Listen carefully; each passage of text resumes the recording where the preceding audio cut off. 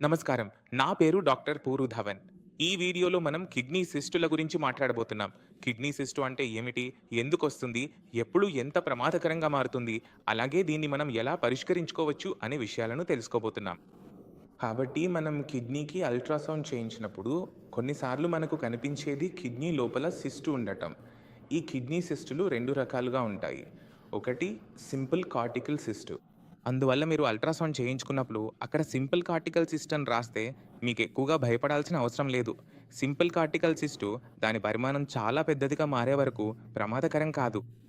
మన సాధారణ కిడ్నీ పరిమాణం సుమారు 10 సెంటీమీటర్ల చుట్టూ ఉంటుంది. అంటే 10 సెంటీమీటర్ల దగ్గరగా ఉంటుంది. మీ సింపుల్ కార్టికల్ సిస్ట్ 30 మిల్లీమీటర్లు, 20 మిల్లీమీటర్లు, 10 మిల్లీమీటర్లు, 5 మిల్లీమీటర్లు ఉంటే భయపడాల్సిన అవసరం లేదు. ఎందుకు అంటే ఎందుకంటే ఈ సిస్ట్ కిడ్నీకి బయట ఉంటుంది. మన ముఖంపై లేదా శరీరంలో ఎక్కడైనా మచ్చలు ఏర్పడతాయి కదా! అవి మన శరీరానికి బయట వైపు ఉంటాయి. ఆ మచ్చల వల్ల మన శరీరానికి ఎలాంటి హాని ఉండదు. అలాగే కిడ్నీపై సింపుల్ కార్టికల్ సిస్ట్ ఏర్పడితే అది కూడా కిడ్నీకి బయట ఉంటుంది. అందుకే సాధారణంగా కిడ్నీకి హాని చేయదు. ఎక్కువ కేసుల్లో ఇలానే ఉంటుంది. కానీ ఆ సిస్ట్ పరిమాణం చాలా పెద్దదిగా మారితే అది ఒత్తిడి కలిగిస్తుంది. దానివల్ల కిడ్నీ పనిచేసే సామర్థ్యం కొంత తగ్గిపోవచ్చు. కొన్ని సందర్భాల్లో కిడ్నీ పనితీరు తగ్గిపోవడం కూడా కనిపించొచ్చు. కానీ దానికి ఆ సిస్ట్ పరిమాణం పెద్దదిగా ఉండాలి. అది ఎంత పెద్దదిగా ఉండాలి అంటే కనీసం 40 మిల్లీమీటర్ల చుట్టూ ఉండాలి. 40 మిల్లీమీటర్లు అంటే 4 సెంటీమీటర్లు. అందువల్ల మీ అల్ట్రాసౌండ్ రిపోర్ట్‌లో 4 సెంటీమీటర్లకు పైగా సింపుల్ కార్టికల్ సిస్ట్ కనిపిస్తే, మూత్రంలో ప్రోటీన్ వస్తుంటే, మీ కిడ్నీకి ఆ సింపుల్ కార్టికల్ సిస్ట్ వల్ల నష్టం జరుగుతోంది అని భావించాలి. ఇది చాలా అరుదుగా జరుగుతుంది. ఇప్పుడు మనం ముందుకెళ్దాం. మీ కిడ్నీ సైజు పెరిగి వస్తే, ఉదాహరణకు కిడ్నీ సైజు 13 సెంటీమీటర్లు, 14 సెంటీమీటర్లు లేదా 18 సెంటీమీటర్లు, 20 సెంటీమీటర్లు వస్తుంటే, అలాగే మల్టిపుల్ సిస్టులు ఉంటే, అంటే 12 కాదు, చాలా ఎక్కువ సిస్టులు ఉంటే దీన్ని మనం పాలిసిస్టిక్ కిడ్నీ డిసీజ్ అంటాం. ఇప్పుడు ఈ పాలిసిస్టిక్ కిడ్నీ డిసీజ్ అనేది ఒక జెనెటిక్ డిసార్డర్. అంటే ఇది మనకు కుటుంబం నుండి వస్తుంది. తల్లిదండ్రుల్లో ఎవరికైనా ఉంటే దీనిని మనం ఆటోసోమల్ డామినెంట్ పాలిసిస్టిక్ డిసీజ్ అంటాం. కొన్నిసార్లు ఏమవుతుందంటే తల్లిదండ్రుల్లో కనిపించదు. కానీ అది మీ దగ్గర మొదలవుతుంది. దీనిని మనం ఆటోసోమల్ రిసెసివ్ పాలిసిస్టిక్ డిసీజ్ అంటాం. ఇందులో కిడ్నీలో లోపల కూడా, బయట కూడా ముద్దలు ఏర్పడతాయి. దీనివల్ల కిడ్నీ పనిచేసే సామర్థ్యం తగ్గిపోతుంది.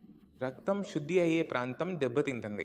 మీరు స్క్రీన్‌పై చూస్తున్నట్లే సిస్టులు పెరిగే కొద్దీ కిడ్నీ పరిమాణం పెరుగుతుంది. అలాగే కిడ్నీ పనిచేసే సామర్థ్యం కూడా తగ్గిపోతుంది. దీనివల్ల కిడ్నీ లెవెల్స్, యూరియా లెవెల్స్ పెరగడం మొదలవుతాయి. చివరికి కిడ్నీ పూర్తిగా పనిచేయడం ఆగిపోతుంది. ఇది సాధారణంగా టీన్ వయస్సు వరకు కనిపించదు. 15-20 ఏళ్ల వరకు ఎవరి అల్ట్రాసౌండ్‌లోనూ ఇది కనిపించదు. మన వయస్సు 30, 40 దాటడం ప్రారంభించినప్పుడు ఇది కనిపించడం మొదలవుతుంది. ఈ వ్యాధికి సంబంధించిన జీన్ ఉన్న వారిలో ఈ సమస్య కనిపించటం సాధారణం.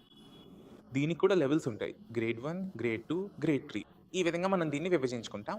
గ్రేడ్ 1లో సిస్టులున్నా అవి పెద్దగా ఉండి కిడ్నీకి నష్టం కలిగించవు.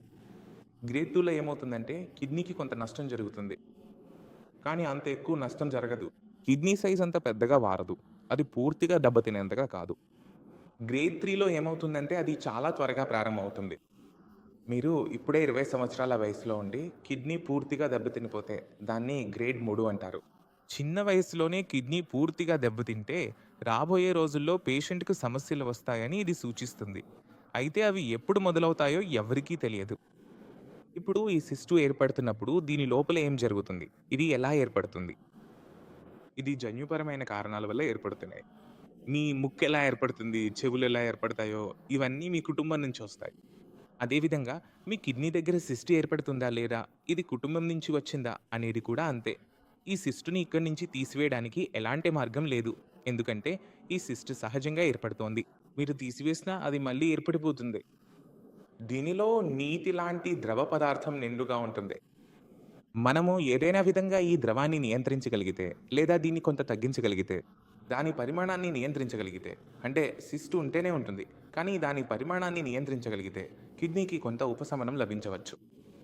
ఇప్పుడు మనం ఈ ద్రవాన్ని నియంత్రించాలంటే, మనం ఏం చేయాలంటే, ఈ ద్రవానికి అంటే ఈ తరల పదార్థానికి డ్రైనేజ్ ఇవ్వాలి. మన శరీరంలో ద్రవం రవాణా 2 విధాలుగా జరుగుతుంది. ఒకటి ఆర్టరీలు మరియు వెన్నెత్రాల. ఉదాహరణకి రక్తం వస్తూ పోతూ ఉంటుంది. వస్తూ పోతూ ఉంటుంది. దానిలోనే ఆక్సిజన్ వస్తుంది. దానిలోనే మలినాలు బయటకు వెళ్తున్నాయి. మరొకటి మనది సెల్ టు సెల్ అంటే అక్కడ రక్త సరఫరా ఉండదు. దూరంగా మీకెక్కడ రక్త సరఫరా లేకపోతే అక్కడ ఆక్సిజన్ ఎలా చేరుతుంది? ఆహారం ఎలా చేరుతుందంటే ఇది cell to cell transportation of things ద్వారా చేరుతుంది. కాబట్టి మనం ఏదైనా విధంగా ఈ విషయాన్ని మెరుగుపరిస్తే మనం ఏమి చూస్తామంటే దాని ఫ్లూయిడ్ సైజ్ లేదా సిస్టు సైజ్ అంతగా ఎక్స్‌పోనెన్షియల్‌గా పెరగదు. దీనివల్ల మనకు లాభం ఏమిటంటే కిట్ లెవెల్, యూరియా లెవెల్ పెరగడం ఆగిపోతుంది. ఎందుకంటే ముందే ఫ్లూయిడ్ నిండిపోయి ఉండటం వల్ల అది అంత ప్రెషర్ జనరేట్ చేయలేకపోతుంది. కిడ్నీకి మరింత నష్టం చేయలేను. అందువల్ల లెవెల్స్ తగ్గిపోతాయి, స్థిరంగా ఉంటాయి. ఇదే ట్రీట్మెంట్ పాలిసిస్టిక్ కిడ్నీ డిసీజ్‌కు.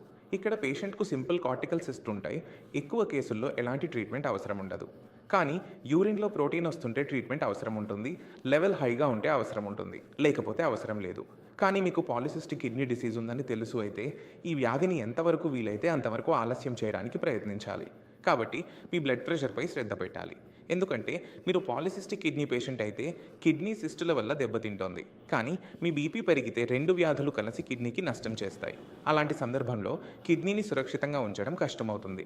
కాబట్టి మనం చిన్న చిన్న వ్యాధుల నుంచి దూరంగా ఉండాలి. ఉదాహరణకి బీపీ, షుగర్ వంటివి. పాలిసిస్టిక్ కిడ్నీ డిసీజ్‌లో సిస్టులో ఫ్లూయిడ్ చేరడం జరుగుతుంది. దాని మేనేజ్మెంట్ కోసం జీవితాంతం శ్రమించాలి. ఎందుకంటే మీరు జీవితాంతం మేనేజ్ చేస్తే 10 నుండి 15 సంవత్సరాలు మీ జీవితకాలం పెరుగుతుంది. ఇది మంచిదే. కాబట్టి నేను ఆశిస్తున్నాను. ఈ వీడియో ద్వారా మీరు సిస్టుల గురించి చాలా విషయాలు తెలుసుకున్నారు. అంటే కిడ్నీలో ఎన్ని రకాల సిస్టులు ఉంటాయి, ఏవి ప్రమాదకరమైనవి, ఏవి ప్రమాదకరం కానివి, మరియు వాటిని ఎలా మేనేజ్ చేయాలో. ఆయుర్వేద సహాయంతో కూడా మీకు ఇంకా ఏవైనా సందేహాలుంటే లేదా ఏదైనా అడగాలనుకుంటే మీరెప్పుడైనా సంప్రదించొచ్చు. మేము మీకు అందుబాటులో ఉంటాము. ఇదితోనే మీ అనుమతితో నేను వీడ్కోలు తీసుకుంటున్నాను. తదుపరి వీడియోలో కలుద్దాం. అప్పటి వరకు నమస్కారం.